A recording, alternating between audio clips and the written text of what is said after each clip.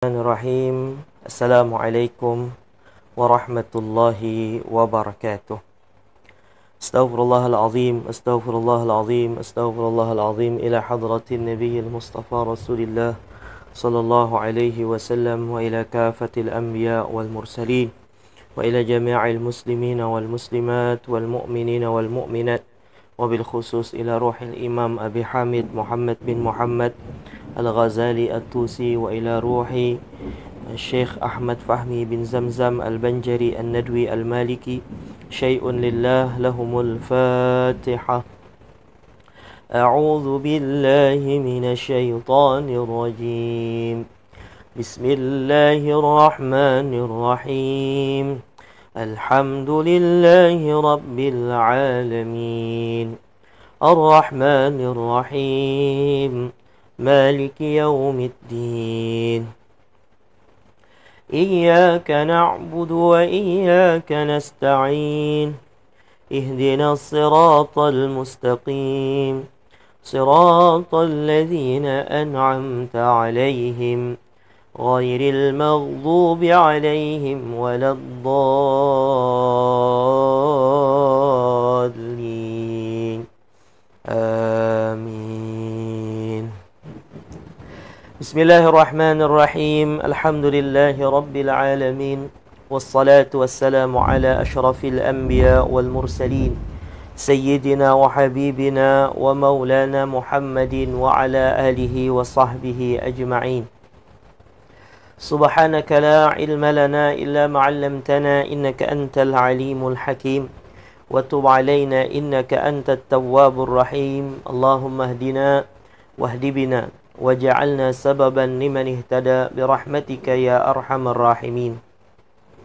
Rabbi shrah li sadri wa yassir li amri wahlul 'uqdatan min lisani yafqahu qawli wala haula wala quwwata illa billahil aliyyil azim. Amma ba'd.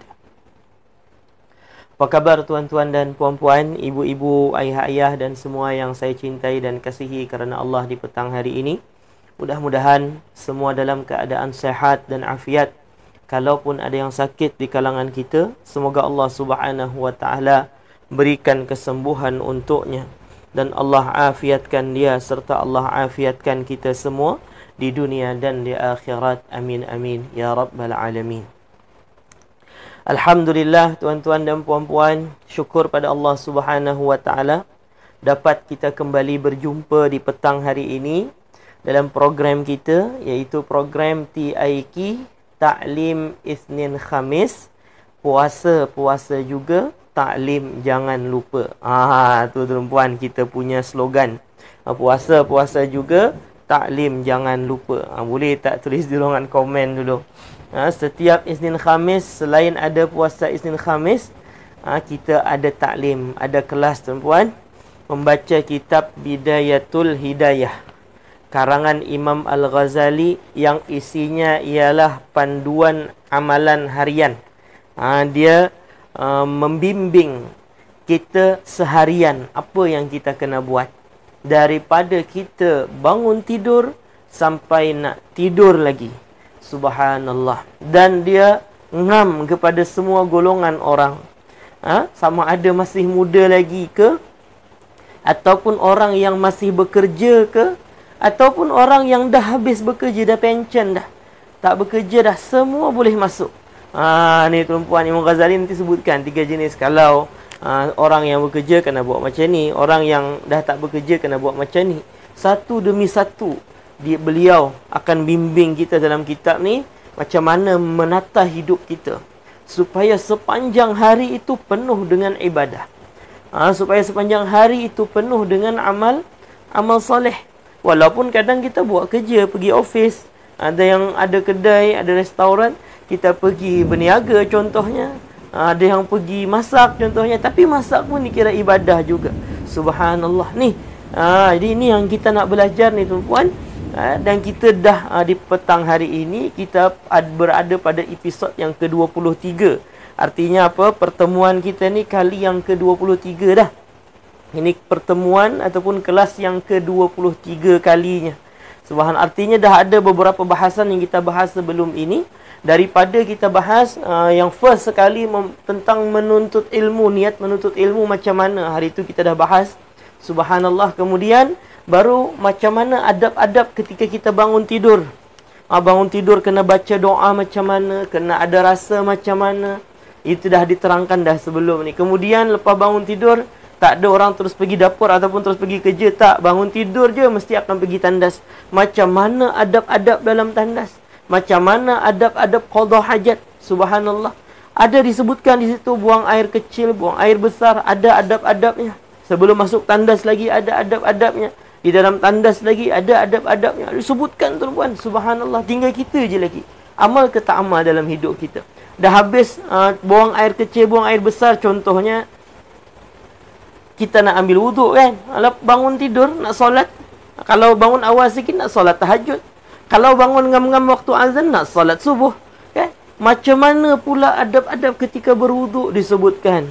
Dan sekarang ni, pada episod yang ke-23 gini, kita masih lagi bahas tentang adab-adab ketika seseorang ni berwuduk macam mana. Penuh adabnya tuan-tuan dan puan-puan. Dan saya tahu ibu-ibu, ayah-ayah semua memang dah pandai wuduk. Budak-budak tadika pun dah pandai dah buat wuduk. Ya, wuduk yang basic. Wuduk macam tu je lah. Kita nak upgrade wuduk kita tuan-puan. Itulah wuduk yang Nabi SAW sebutkan. Apabila seseorang ni berwuduk, dia ada dua keadaan sebetulnya. Ada orang yang bersih anggota badannya sahaja, yang dibasuh kena air tadi dan bersih dia daripada hadas kecil. Tetapi ada orang yang ketika berwuduk, bersih dia daripada segala dosa-dosa dia. Iaitulah orang yang mengingati Allah ketika berwuduk. Subhanallah. Nabi sebut orang yang man zakarallah fi wudu'ihi. Siapa yang mengingati Allah dalam wuduknya. Lah macam mana Ustaz? Wuduk sambil zikir la ilaha illallah, la ilaha illallah. Bukan. Lepas tu macam mana? Ulama ajar pada kita. Macam mana cara berwuduk? Wuduk sambil mengingati Allah. Iaitulah dengan cara membaca doa-doa pada setiap anggota wudu yang kita basuh. Sama ada basuh sunat ataupun basuh yang rukun, yang wajib. Subhanallah. Dan kita telah sampai kepada, subhanallah, ni episod yang ke-23 dan kita masih lagi bahasan pada muka surat 23 tuan-puan. Iaitulah tentang doa ketika kita menyapu kepala kita dalam berwuduk. Caranya dah disebutkan dan ni doanya. Dah beberapa kali pertemuan ni, kali yang ketiga tuan-puan, pertemuan kita membahas tentang doa. Basuh, menyapu kepala ni. Menyapu kepala ni ada doanya. Ada beberapa ayat dalam doa tadi. Salah satu ayatnya ialah ni, saya kira permintaan yang besar lah dalam doa ni. Iaitulah wa azillani tahta zilli arshik yauma la zilla illa zilluk. Ni muka surat 23. Bagi yang ada kitab boleh tengok pada muka surat 23. Bagi yang tak ada kitab, yang nak beli kitab, admin dah pinkan dah link untuk membeli kitab dekat ruangan komen. Boleh tekan link tu tuan-puan. Dan itu bukan link scammer, bukan. Sekarang ni orang tengah ramai scammer. Takut juga tuan-puan dengan link-link yang ada ni. Yang tu jangan risau. Yang tu adalah link staff, link WhatsApp. Link WhatsApp staff, saya punya staff untuk pengurusan kitab. Baik. Jadi dalam doa ni, ketika menyapu kepala ni, salah satu yang kita minta ialah minta agar Allah Subhanahu wa ta'ala naungi. Ya Allah, naungilah kami, naungilah hamba di bawah naungan arasy-Mu. Di hari tidak ada naungan melainkan naungan arasy-Mu, ya Allah. Itu minta, itu doa. Selalu saya sebut doa dan usaha. Doa dan usaha berpisah tiada. Ni tulis di ruangan komen tuan. Kita dah minta dah. Mungkin ibu-ibu dah amalkan dah ni. Setiap kali wuduk, menyapu kepala, minta pada Allah, berdoa, ingat Allah, minta pada Allah. Salah satunya minta agar kita diberikan naungan oleh Allah. Di hari tidak ada naungan melainkan naungan arasy Allah. Di hari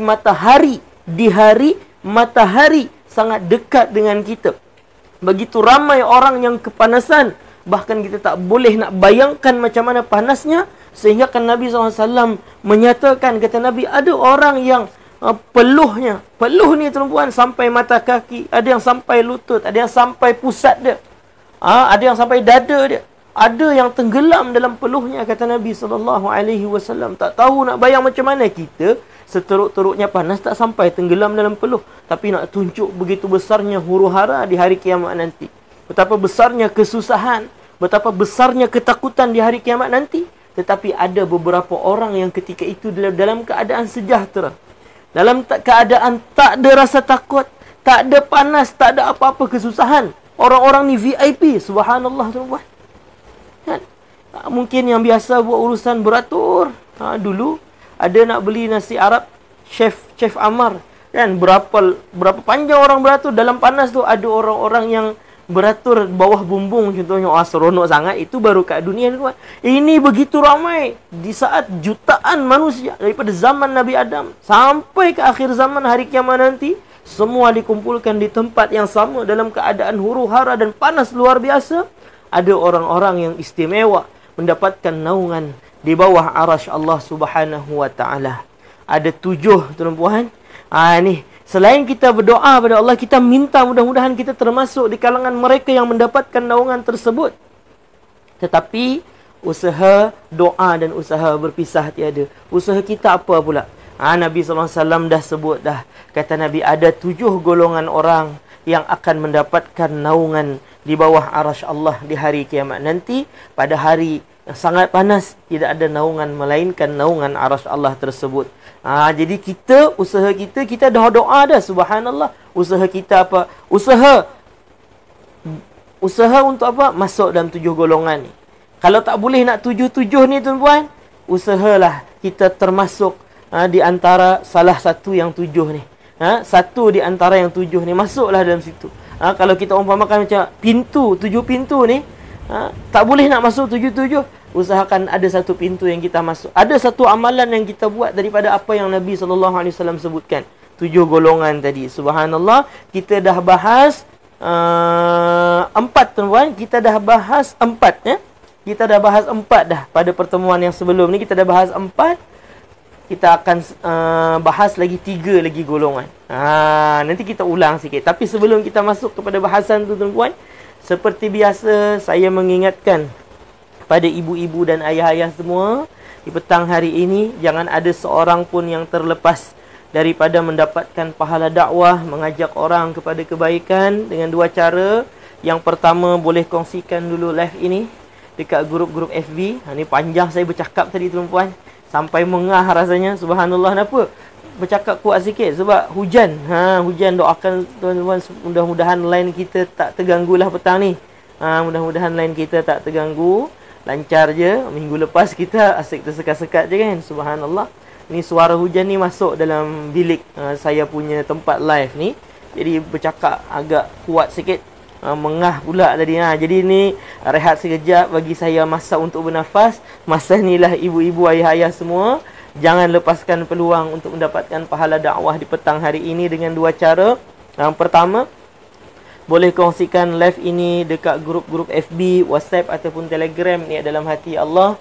Saya kongsikan untuk mengajak seramai-ramainya orang kepada kebaikan. Yang kedua, boleh tag nama rakan dan kawan di ruangan komen dengan niat yang sama, iaitu nak mengajak seramai-ramainya orang kepada kebaikan. Baik ibu-ibu dan ayah-ayah serta semua yang saya cintai dan kasihi kerana Allah Subhanahu wa taala. Baik, di antara 7 golongan ni usaha kita tuan-puan, selain kita berdoa ni, menghayati doa ni. Menghayati doa ketika menyapu kepala ni kali yang ketiga dah kita bahas benda ni, tentang 7 golongan yang mendapat naungan di bawah arasy Allah di hari kiamat nanti. Yang pertama kita ulang sikit, ringkas sahaja. Yang pertama ialah imamun adilun, seorang pemimpin yang adil. Nak cari pemimpin banyak, nak cari orang yang nak jadi pemimpin banyak tuan-tuan. Berlambak beratur nak jadi pemimpin, bahkan berebut-rebut nak jadi pemimpin. Ramai pemimpin, ramai yang nak jadi pemimpin, ramai. Tapi nak cari satu orang pemimpin yang memiliki sifat yang Nabi SAW sebutkan, yang bakal mendapatkan naungan di bawah arasy Allah, yang Nabi SAW sebut dengan pemimpin yang adil ni susah. Susah bukan bererti tak ada, ada je. Tapi kita susah nak jumpa. Bila susah nak jumpa ni, kelebihannya luar biasa. Kalau ada pun, Tuan-puan, kadang tak bertahan lama. Ramai orang dengki, ramai orang tak suka dengan dia. Seorang pemimpin yang adil ni. Kita ni rasanya terlepas lah tuan-puan. Saya rasa jauh harapan jadi pemimpin. Maksudnya jadi pemimpin ni jadi apa, menteri besar ke ataupun jadi perdana menteri ke. Rasa jauh lah harapan jadi perdana menteri. Okeylah. Mungkin pintu pemimpin yang adil ni kita tak boleh masuk.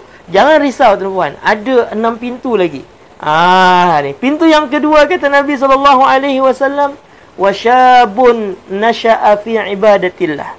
Orang yang bakal mendapatkan naungan di bawah naungan arsy Allah di hari kiamat nanti ialah syab, seorang pemuda, nasha'a, yang dia tumbuh fi ibadatillah, dalam keadaan beribadah pada Allah.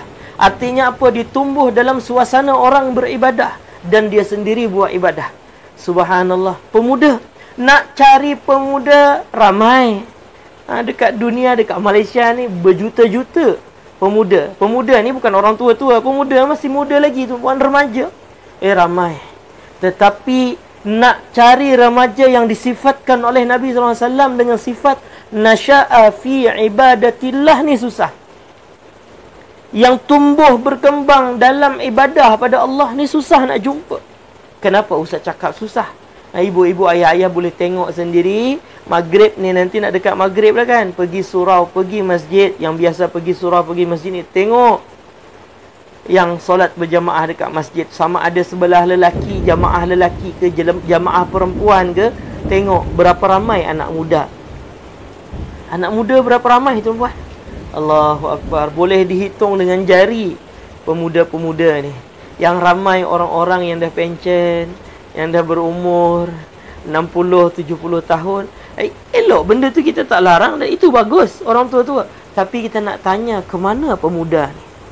Pergi mana pemuda ni? Subhanallah. Sedangkan kalau ni seorang pemuda yang jaga solat berjamaah, pergi belajar, mengaji, pergi baca Quran, suka ikut majlis ilmu, majlis zikir. Orang-orang macam ni, pemuda-pemuda yang Nabi SAW sebut, yang nasya'a fi ibadatillah. Mungkin di tempat kita susah nak jumpa, tapi banyak je sekarang ni. Itulah pemuda-pemuda, remaja-remaja yang ada di pondok-pondok, yang ada di madrasah-madrasah. Mereka ni memang dijaga ibadahnya. Walaupun kadang ada jugalah 1-2 orang tu yang terlepas tuan-puan. Ada juga 1-2 orang tu yang degil. Tetapi ramai pemuda yang hidup dalam ketaatan ibadah pada Allah. Yang ni hebat. Nak cari pemuda senang, tapi nak cari pemuda yang hidupnya dalam ibadah pada Allah ni susah. Tapi bukan bererti tak ada. Ada. Tapi mungkin ada ramai yang tengok ni, cakap saya dah terlepas dah Ustaz, pakcik ni dah tak muda dah Ustaz. Kan? Makcik ni dah tak muda dah Ustaz.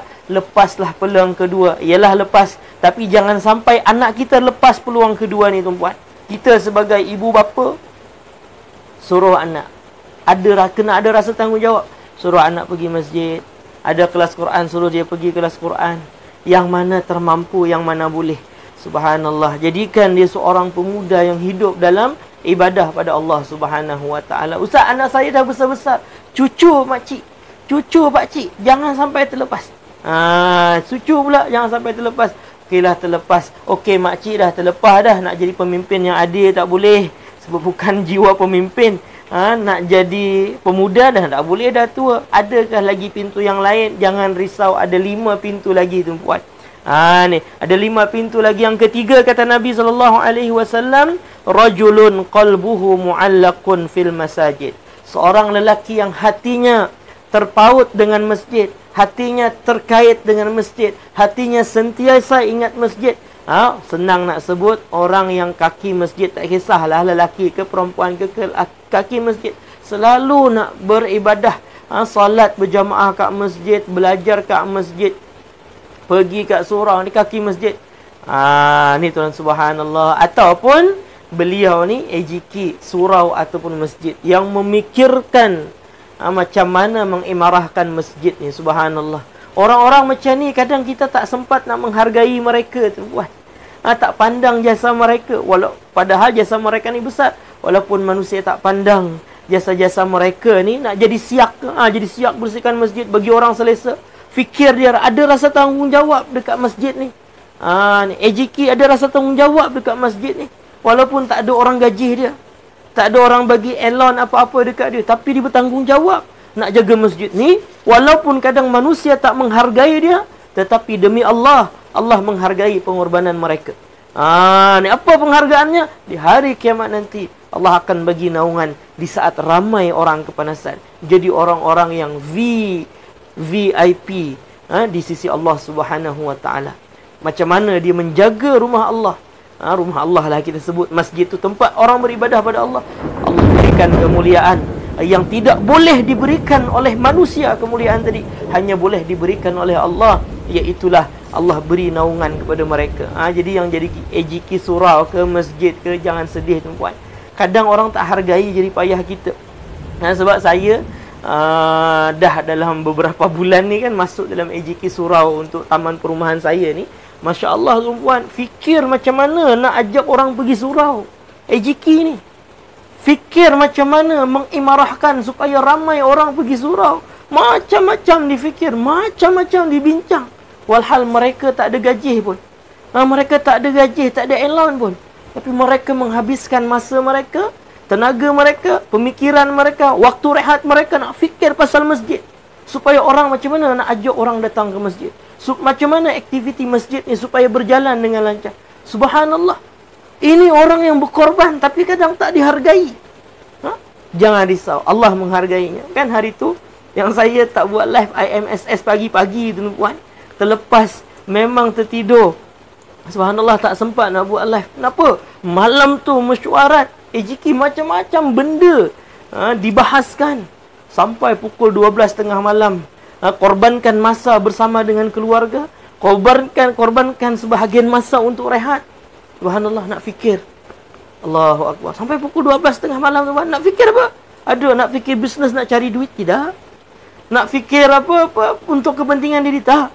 Macam mana nak orang supaya ramai pergi surau? Macam mana nak uruskan surau? Subhanallah, Allahu Akbar. Ini pengorbanan. Tapi kadang orang tak tahu pengorbanan tu. Orang tak tahu jadi payah tu. Orang tak tahu. Orang tahu datang pergi masjid, selesai ibadah dah. Kita tak tahu begitu ramai orang yang mikirkan benda tu. Jangan ingat karpet masjid dengan surau tu bersih macam tu je, kita selesa duduk macam tu je. Tak, ada orang yang memikirkannya tu buat. Ibu-ibu, ayah-ayah, tengok rumah macam mana. Kecil je. Masjid macam mana? Itu pun pening nak fikir seorang-seorang. Masjid ramai orang yang mikirkannya, macam mana nak buat tempat wudunya, nak buat bangunan baru, macam mana nak bagi orang lebih selesa, macam mana nak fikir supaya orang-orang yang OKU ni boleh juga datang ke masjid mesra OKU. Fikir semua ni tu buat. Allahu Akbar. Kan besar tapi kadang tak dihargai. Jangan sedih. Allah hargai jasa-jasa mereka. Ni orang yang hatinya terpaut dengan masjid. Yang keempat ialah orang yang rajulani tahabba fillah. Dua orang lelaki yang saling mencintai kerana Allah. Ingat, cinta bukan dengan sebab syahwat, tapi cinta kerana Allah. Cinta bukan sebab bisnes, tapi cinta kerana Allah. Macam mana contohnya? Macam senang yang contohnya macam kita sekarang ni lah tuan-puan. Ni yang join dalam program TIK ni. Kan, berjumpa di dunia maya lah, bukan di alam nyata lah. Di dunia maya, dalam satu live yang sama, subhanallah. Ataupun pagi-pagi sebelum subuh. Sebelum subuh, pagi-pagi buta tuan-puan, bangun, buka live, berjumpa dalam live yang sama. Makcik daripada Johor berjumpa dengan makcik daripada Kedah dalam live yang sama, terkumpul dalam live yang sama. Subhanallah. Bahkan ada daripada luar negara, daripada Singapura, berjumpa dalam live yang sama. Subhanallah. Saling mencintai. Saling mencintai. Maksud orang saling mencintai kerana Allah tu macam mana? Ijtama'a alaih wa tafarraqa alaih, kata Nabi. Dia berjumpa kerana Allah, berpisah pun kerana Allah. Ini kata-kata yang selalu saya ucap di akhir live. Kenapa? Kita berjumpa kerana Allah tu. Ni, join dalam program TIK. Kenapa? Nak dapat ilmu. Ilmu untuk apa? Nak amal. Amal untuk apa? Nak cari ridha Allah. Kerana Allah ni tuan. Subhanallah. Petir kuat tuan. Allahu Akbar. Mungkin dengar lah dekat sana. Mudah-mudahan line kita okey. Mudah-mudahan line kita okey. Kuat. Kuat sungguh. Baik. Jadi tak ada motivasi lain melainkan kerana Allah. Join dalam program IMSS untuk apa? Nak istighfar, mohon ampunan Allah. Z3M, zikir munajat menjelang maghrib. Nak apa? Nak zikir. Bukan nak apa, ada kelas bisnes perniagaan ke, ataupun bila join live saya, tuan-tuan dan puan-puan, saya bagi RM10 sekali join.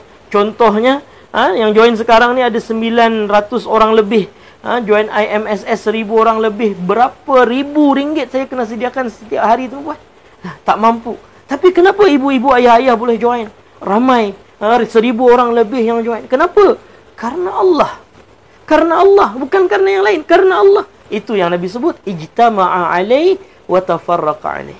Berjumpa karena Allah. Berpisah pun karena Allah. Tuan-tuan dan puan-puan, kalau kita tak boleh masuk pintu ke pertama, pintu kedua tak boleh, pintu ketiga pun tak boleh. Saya bukan ejiki surau, bukan orang kaki surau, kaki masjid, Ustaz.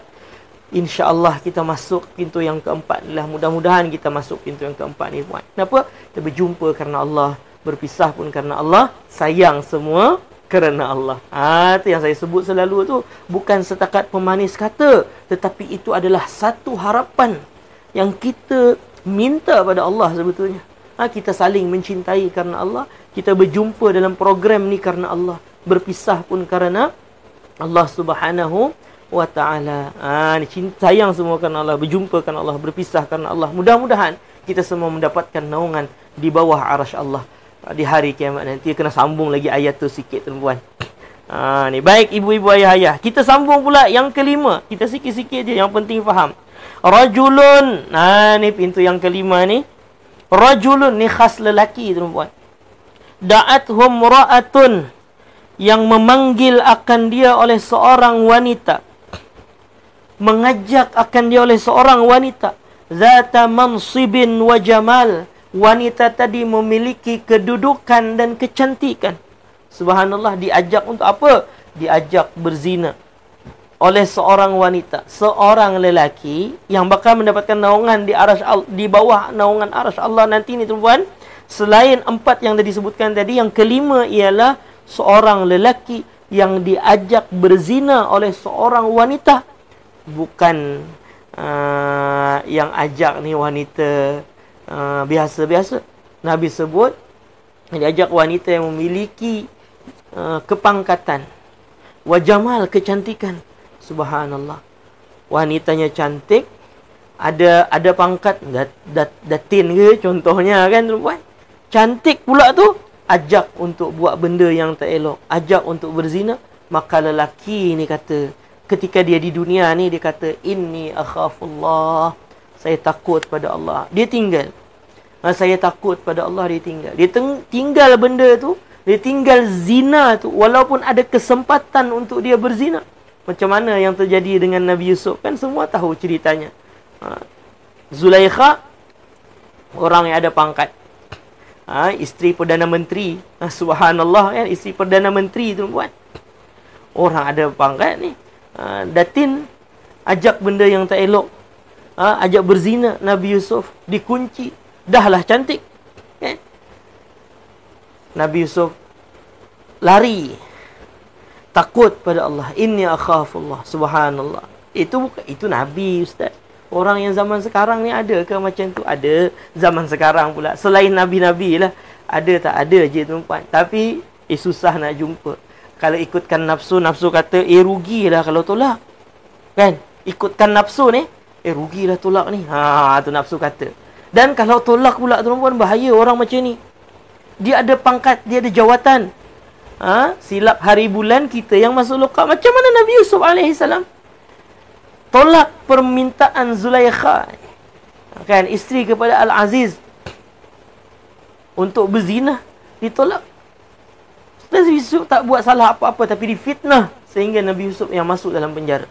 Subhanallah, kan? Bahaya, kan? Dan jadi dalam keadaan macam ni, ditinggal semua tu, dia rela menghadap apa-apa pun yang terjadi. Yang penting dia terpelihara dirinya daripada zina. Orang macam ni pengorbanannya memang luar biasa. Tadi, kalau dia tak ikut pun, maka dia akan jatuh, mungkin akan difitnah, dia akan disalahkan, macam-macam akan difitnah. Kenapa? Sebab seorang perempuan yang mengajak ni zata mansibin, dia ada kedudukan, dia ada pangkat, dia ada jawatan. bahaya kalau tolak. Tapi tetap tolak juga. Karena takut pada Allah. Rasa takut dia kepada Allah tadi mengatasi perasaan nafsunya, mengatasi syahwatnya. Orang yang macam ni, dia tolak semua tu kerana Allah. Kata Nabi SAW akan mendapatkan naungan di bawah arasy Allah Subhanahu Wa Taala di hari kiamat nanti. Di hari tidak ada naungan melainkan naungan arasy Allah Subhanahu Wa Taala. Kita teruskan lagi sikit tuan-puan. Kalau boleh kita habiskan hari ini. Yang keenam, itu yang kelima tadi susahlah sikit nak jumpa kan tuan-puan. Tak payah nak panjang-panjang sangat. Yang keenam kata Nabi SAW, rajulun tasaddaqa bi sadaqatin. Seorang lelaki yang bersedekah dengan satu sedekah. Ini yang dapat naungan di bawah arasy Allah ni seorang lelaki. Lelaki ke perempuan sama jugalah. Fa akhfaha, dia bersedekah, disembunyikan sedekahnya tadi. Subhanallah. Dia bersedekah sembunyi-sembunyi. Maksud sedekah sembunyi-sembunyi itu macam mana disembunyikan sedekahnya? Kata Nabi, hatta la ta'lama shimaluhu ma tunfiqu yaminuhu. Sehingga tidak mengetahui oleh tangan kirinya apa yang diinfakkan oleh tangan kanannya. Macam mana tu? Artinya orang-orang yang dekat dengan dia pun tak tahu yang dia bersedekah. Tak tahu yang dia ni bersedekah. Subhanallah. Dia tak viralkan sedekahnya. Dia tak viralkan kebaikan yang dia buat. Ni tuan-puan. Ini orang yang menyembunyikan sedekahnya. Sehingga tak ada orang pun yang tahu melainkan dia dengan Allah saja dia sedekah.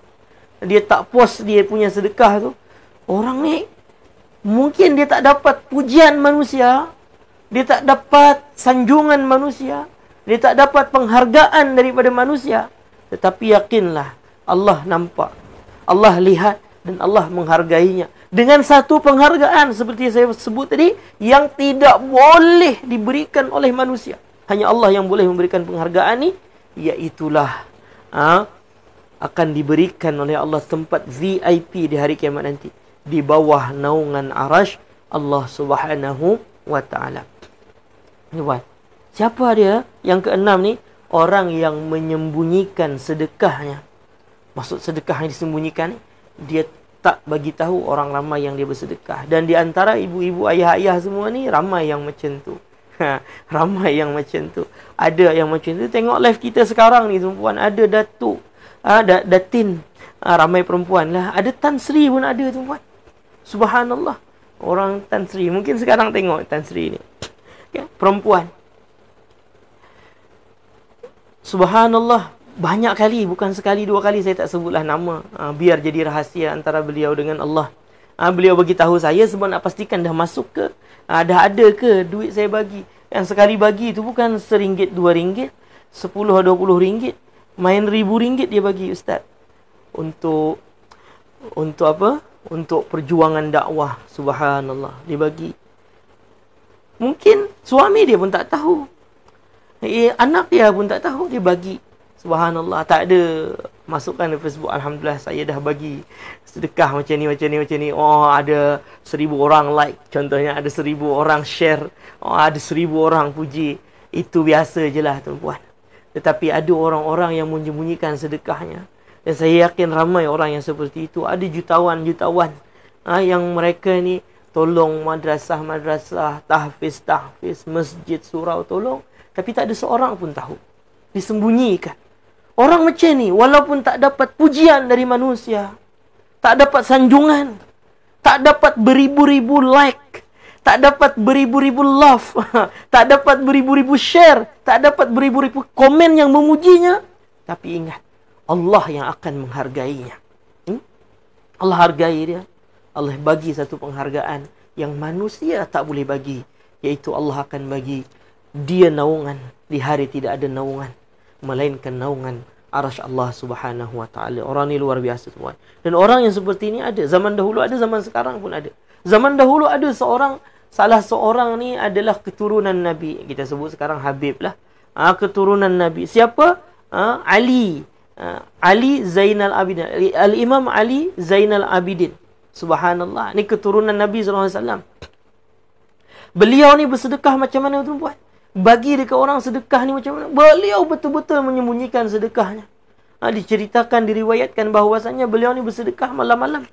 Malam-malam ni kan, pagi-pagi dekat subuh tu, beliau akan pergi berjalan, letak dekat rumah-rumah orang yang asnaf memerlukan bantuan ni, gandum, daging, pagi tuan-tuan.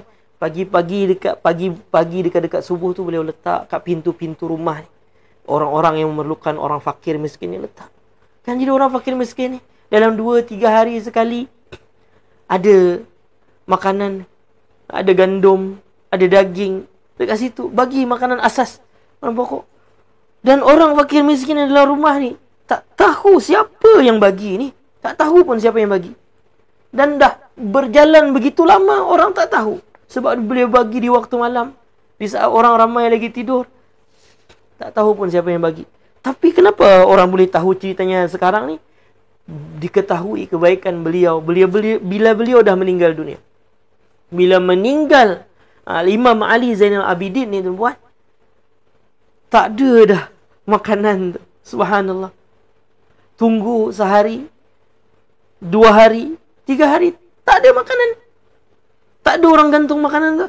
Daripada situ orang sedar, oh, yang selama ini bagi makanan dekat kita adalah Imam Ali Zainal Abidin. Beliau sekarang dah tak ada, patutlah tak ada orang gantung makanan dah. Tuan-tuan dan perempuan, tengah malam jalan bagi makanan dekat orang semata-mata supaya tak ada orang nampak. Bahkan yang dibagi sendiri pun tak tahu siapa yang bagi.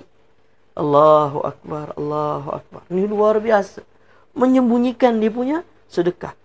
Orang tak puji dia dekat dunia, tetapi Allah beri penghargaan di akhirat dengan penghargaan yang luar biasa. Yang ketujuh, ni pintu yang ketujuh, ialah kata Nabi SAW, rajulun zakarallaha khaliyan fafadat aynah.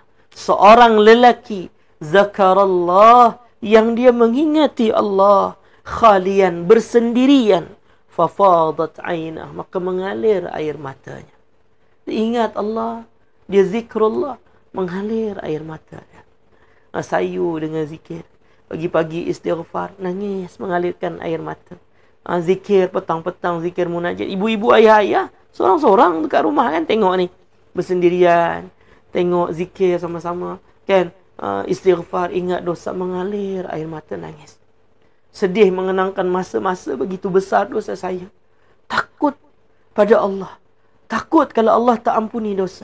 Zikir, ingat Allah, menangis. Zakarallaha khalian. Dizikir mengingati Allah ketika dia bersendirian. Tak ada siapa. Macam saya sekarang ni sendirian lah tuan-tuan. Tapi ramai nak tengok live ni 1000 orang lebih lah. Saya ni susah sikit lah nak nangis. Susah sikit lah nak nangis. Kadang segan juga nak nangis padahal dah sebab dah tuan-tuan.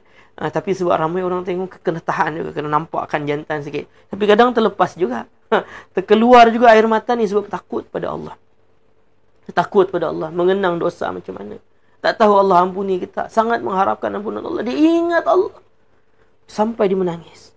Orang yang macam ni tuan-tuan, jangan ingat air matanya tu tak bernilai, tak berharga. Air matanya ni mahal. Dengan air mata ni lah dia akan mendapatkan naungan di bawah arsy Allah. Tuan-tuan dan puan, nak jual tadah air mata ni, nak jual ke kedai, tak ada orang beli.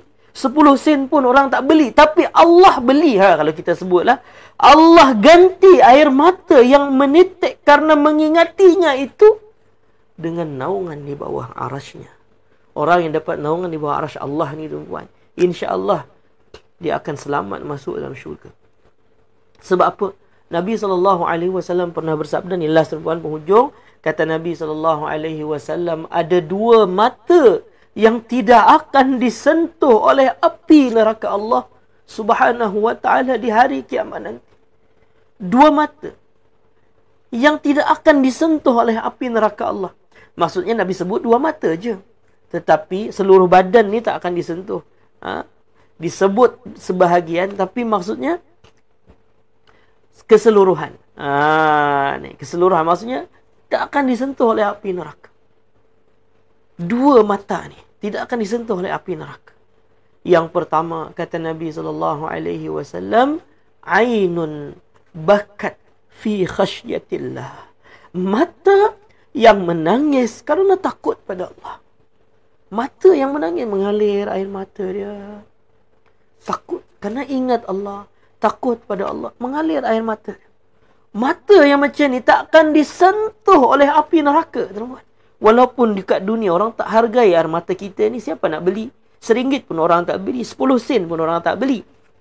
Tapi Allah hargai dengan tidak akan disentuh api neraka, kata Nabi. Itu satu. Mata yang mengalir air mata tadi kerana takut pada Allah Subhanahu Wa Taala. Maksudnya dia ingat Allah, dia zikir, dia istighfar sampai dia mengalir. Jangan ingat air mata tu sia-sia, tuan-tuan. Tak sia-sia. Dia adalah satu jaminan yang disebutkan oleh Nabi SAW tidak akan disentuh oleh api neraka, kata Nabi. Jadi usahakan zikir dengan khusyuk, ingat Allah sampai mengalir air mata, sampai menangis, sampai mengalir air mata. Sorang-sorang tak apa, tuan-tuan. Kalau saya sekarang ni tengah dalam live ni mungkin takut-takut sikit, takut-takut malu sikit nak menangis. Kenapa? Orang ramai tengok. Ibu-ibu nangislah sejadi-jadinya. Time zikir, time istighfar, nangis. Kenapa? Air mata kita ni dinilai dan dikira oleh Allah dengan balasan yang luar biasa. Subhanallah, tu mata yang pertama tidak akan disentuh oleh api neraka, yang menangis kerana takut pada Allah. Yang kedua ialah mata yang berjaga, yang tak tidur di jalan Allah. Maksudnya apa? Macam orang zaman dahulu, macam dia jaga apa, tuan-puan? Macam dalam peperangan, kan? Adalah 2-3 orang yang berjaga ni, nak menjaga tentera yang lain, supaya tentera ni kalau ada musuh, mereka ni lah yang lawan dulu jaga. Jadi di saat orang lain tidur, mereka ni tak tidur untuk menjaga apa? Menjaga kaum muslimin yang lain. Menjaga malam kerana Allah. Berjaga malam kerana nak menjaga fisabilillah, di jalan Allah. Orang macam ni pun matanya tidak akan disentuh oleh api neraka, kata Nabi. Yang tu kita susah lah.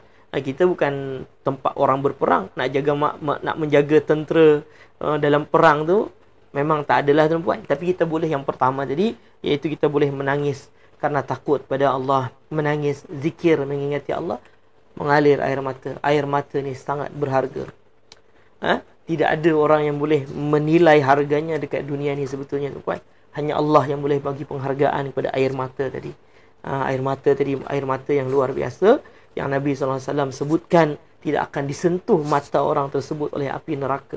Dia sebut mata, artinya seluruh badan dia tidak akan disentuh oleh api neraka. Subhanallah, kelebihan yang luar biasa. Dalam yang hadis yang kita bahas petang ini, orang tersebut akan mendapatkan naungan di bawah arasy Allah Subhanahu Wa Taala. Di hari tidak ada naungan melainkan naungan arasy Allah Subhanahu Wa Taala. Baik.